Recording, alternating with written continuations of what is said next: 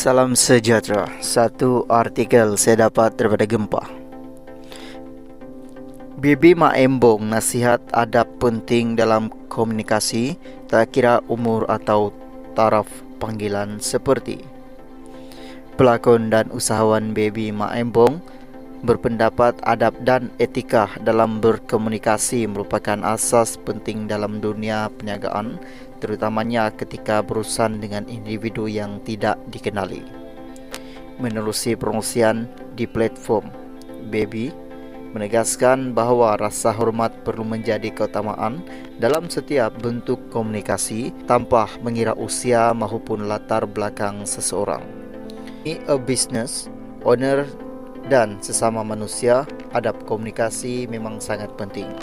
Bila berurusan dengan orang yang kita tak kenal, asasnya adalah hormat. Tidak kira umur atau taraf panggilan seperti puan, cik, ince dan dah sopan, tulisnya.